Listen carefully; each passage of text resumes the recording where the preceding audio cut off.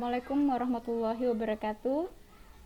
Senang sekali bisa berjumpa lagi dengan kalian, walaupun dalam bentuk media pembelajaran, yaitu video YouTube. Alhamdulillah kita ketemu kembali di kelas 6. Selamat bergabung kalian di kelas 6. Bagaimana perasaannya selama ada di kelas 6? Saya tahu perasaan kalian pasti sedih karena tidak bisa datang ke sekolah, tidak bisa ketemu dengan teman-teman dan ibu guru lainnya. Tapi kita cukup berdoa semoga pandemi ini segera berlalu dan kita bisa berkumpul bersama-sama di sekolah. Ini adalah pertemuan pertama kita di kelas 6. Kalian pasti sudah kenal dengan ibu. Lihat saya berarti sudah tahu, sudah paham bahwa kita akan belajar tentang materi sains atau ilmu pengetahuan alam. Hari ini kita akan belajar tentang gaya dan gerak. Ini adalah pertemuan pertama kita. Sebelum kita belajar tentang gaya dan gerak, maka kita perlu ketahui dulu apa tujuan dari pembelajaran kita pada pagi hari ini. Jadi, tujuan pembelajaran kita pada pagi hari ini adalah siswa memahami hubungan antara gaya dan gerak melalui pengamatan serta mendeskripsikan penerapannya dalam kehidupan sehari-hari. Jadi, untuk mengetahui bagaimana hubungan antara gaya dan gerak. Kita lanjut, pengertian gaya dan gerak. Ibu tidak perlu jelaskan lagi secara terperinci apa sih sebenarnya itu gaya, apa sih sebenarnya itu gerak. Jadi, gaya itu kalian sudah kelas 6 pasti tahu itu apa sih sebenarnya gaya. Jadi gaya dalam kehidupan sehari-hari beda dalam artiannya dalam pelajaran fisika. Jadi gaya itu merupakan sesuatu kekuatan yang mengakibatkan benda yang dikenainnya dapat mengalami perubahan. Jadi gaya itu dikatakan juga tarikan atau dorongan. Misalnya Anda menarik meja, maka itu meja itu diberi gaya. Kira-kira meja itu bergerak tidak? Bergerak. Jadi suatu benda apabila diberi gaya maka dia akan bergerak. Next, gerak itu apa? Gerak itu adalah perpindahan posisi. Misalnya saya duduk di meja sebelahnya Aira, tiba-tiba saya pindah ke sebelahnya Aifa, maka itu dikatakan sebuah gerakan. Next, hubungan antara gaya dan gerak. Contohnya, ibu kasih konsep, suatu benda diam akan tetap diam apabila tidak ada yang menyentuhnya. Yang kedua, benda yang bergerak, misalnya si Fatur lagi bergerak, tiba-tiba saya pegang dia untuk berhenti, maka Fatur itu akan berhenti. Bisa dipahami ya hubungannya? Jadi, suatu benda akan bergerak apabila diberi gaya. Suatu benda akan diam apabila diberi juga gaya. Seperti itu. Coba diperhatikan mejanya. Oke, ini sudah dijelaskan tadi. Jadi, dengan adanya gaya dapat mempengaruhi gerak suatu benda. Apabila tidak ada gaya, maka suatu benda tidak bisa bergerak. Kita lanjut. Gaya, alat ukur yang digunakan disebut dinamometer. Mungkin kalian sudah pernah melihat dinamometer. Ibu perlihatkan gambarnya. Nah, modelnya seperti ini. Ini untuk mengukur gaya. Next, satuannya adalah Newton. Jadi, kalian nanti akan pelajari saat kalian SMA nanti atau SMP. Seperti itu.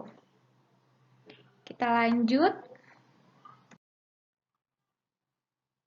Jenis-jenis gaya yang dimanfaatkan dalam kehidupan sehari-hari. Ini banyak, ini biasanya kalian lakukan loh dalam kehidupan sehari-hari. Gaya otot, gaya gesek, gaya pegas, gaya gravitasi, gaya magnet, dan gaya listrik. Ibu akan perlihatkan contohnya. Yang pertama, Ibu perlihatkan contohnya adalah gaya gesek. Jadi, gaya gesek itu adalah bertemunya dua permukaan antara kasar dengan yang halus. Ibu ulang, gaya gesek adalah bertemunya dua permukaan antara kasar dengan yang halus. Misalnya, saya berjalan di lantai, itu bergesekan, misalnya ban motor dengan aspal, itu bergesekan. Kita lihat gambarnya. Oke, ada gambar lemari yang sedang digeser. Yang bergesekan itu adalah alas lemari dengan lantainya. Kita lanjut. Seseorang yang terpeleset karena licin. Yang bergesekan apanya, Bu Lia? Sepatunya, alas sepatunya dengan lantai. Next. Orang bermain sepatu roda. Itu juga bergesekan. Coba diperhatikan yang ini. Orang yang lagi terpeleset. Jadi orang yang terpeleset itu karena licin. Semakin kasar permukaan suatu benda, maka gaya geseknya semakin besar. Semakin licin permukaan suatu benda, maka gaya geseknya semakin kecil. Jadi karena ini licin, menggunakan sabun, air sabun, jadi pada saat dia jalan akan terpleset. Sama halnya dengan kalian lagi mengepel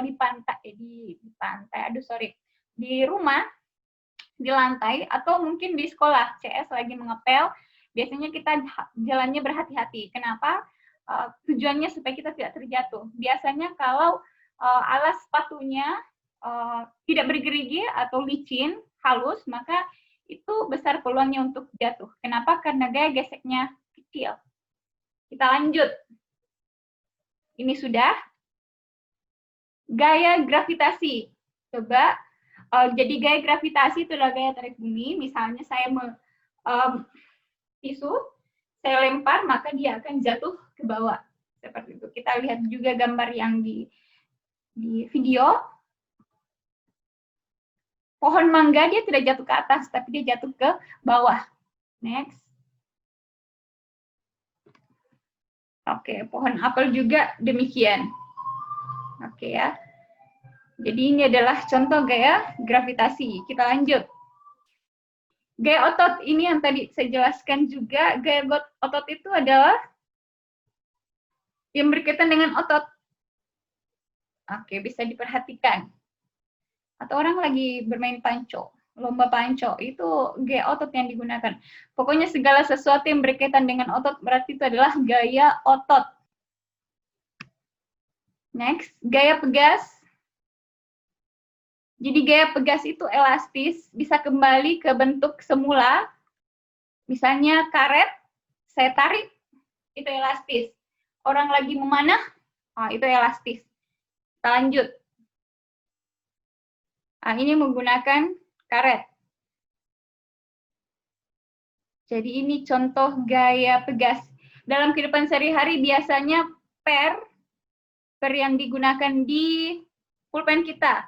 Atau karet, atau orang memanah. Seperti itu. Ketapel juga, kalau kalian melihat seperti ini, oh ini loh yang dikatakan ketapel. Gitu ya. Kita lanjut nih, orang lagi memanah. Kita lanjut. Gaya listrik.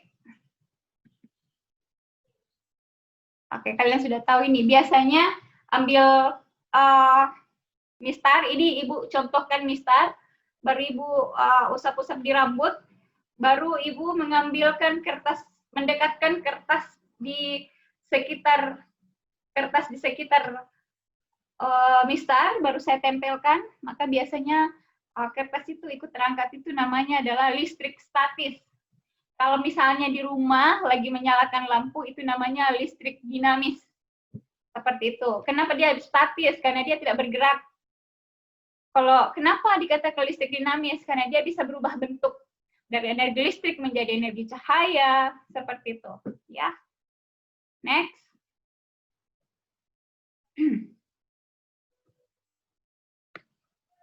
Nah, coba diperhatikan.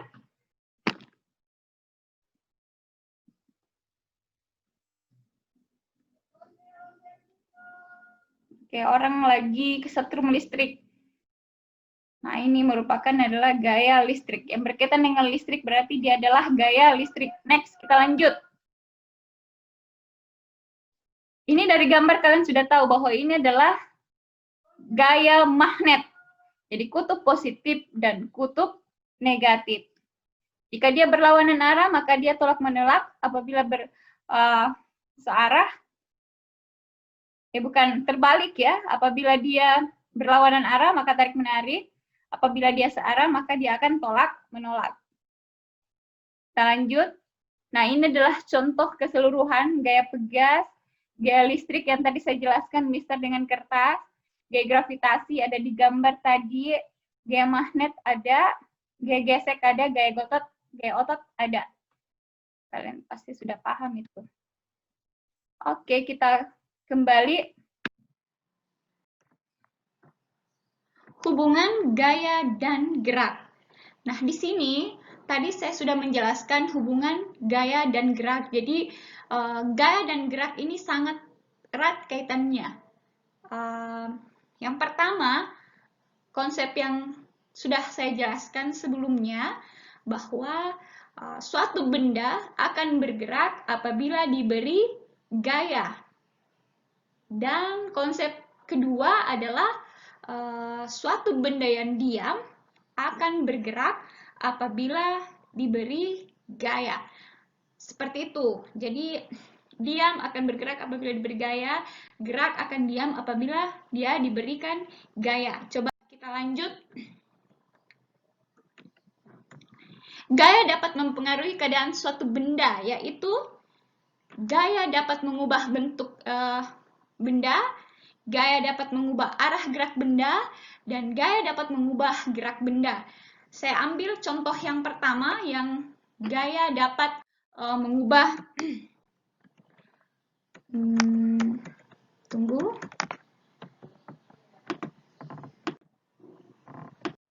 Coba saya kembali ke materi yang tadi, yang pertama, yang ada 3 poin yang tadi. Gaya dapat mengubah gerak benda.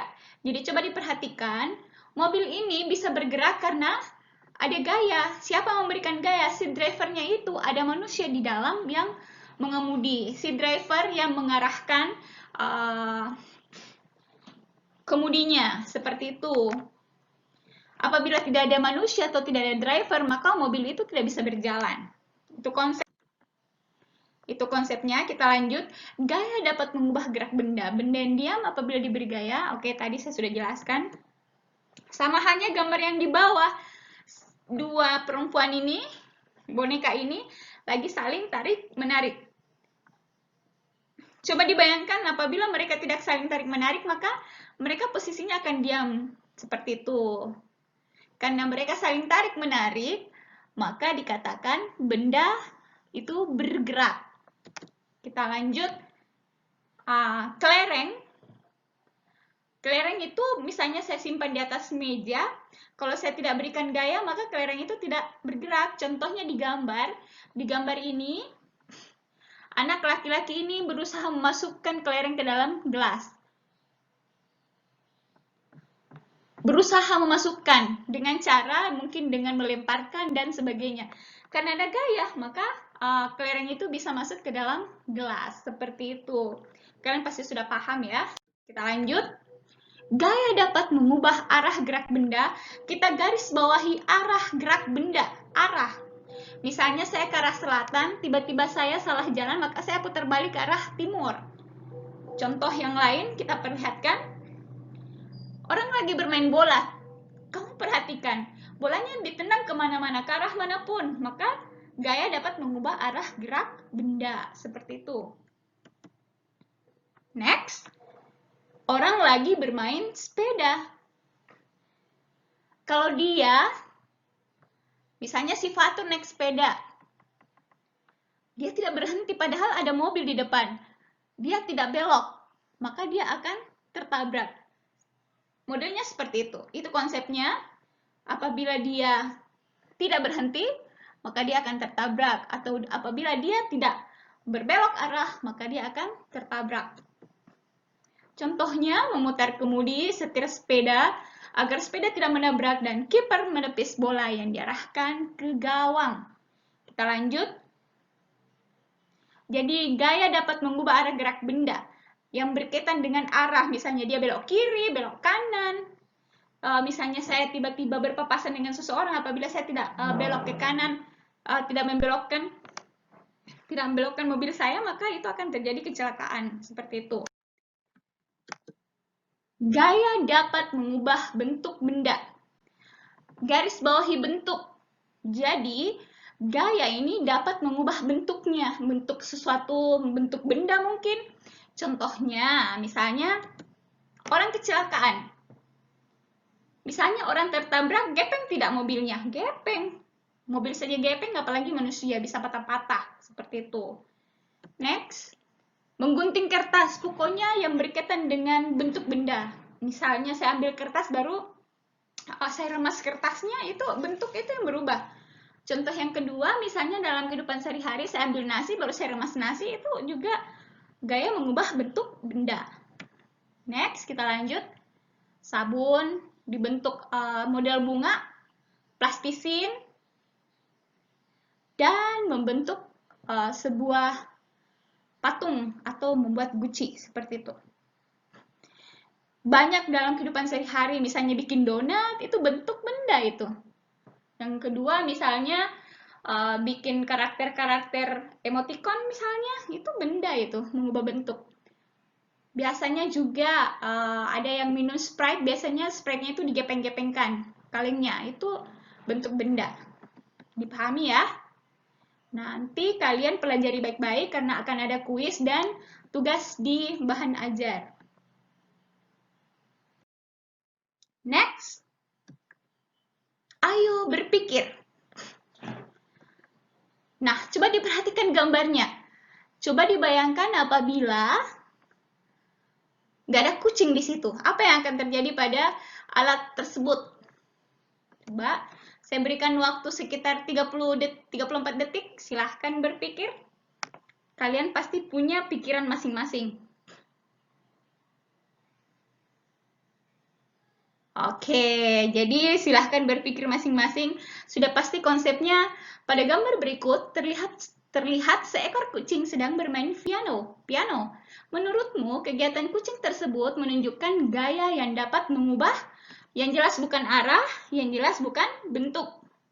Tapi yang benar adalah mengubah gerak benda. Kenapa bisa gerak benda? Karena dia lagi menekan-menekan. Coba kalau dia tidak menekan, maka dia tidak akan bergerak. Tapi kalau misalkan si kucing ini belok kiri, belok kanan, belok kiri, ya sudah pasti itu adalah arah ya. Misalnya si kucing itu model mukanya berubah-ubah. Misalnya model kucing, habis itu model anjing, habis itu model tikus atau model kelinci. Nah, sudah jelas pasti itu adalah mengubah bentuk. Oke, jadi Ibu ulang lagi. Silahkan dipelajari videonya, karena akan ada tugas yang Ibu akan lampirkan di CBT e-learning dan di bahan ajar. You're the best, semoga kalian sehat-sehat selalu, dan semoga kita bisa ketemu lagi di lain kesempatan. Apabila ada komentar atau ada pertanyaan, boleh dikomentari, ditulis di kolom komentar, dan Ibu minta di subscribe, di komen, dan di share agar video pembelajaran ini bermanfaat untuk orang lain. Terima kasih. Assalamualaikum warahmatullahi wabarakatuh.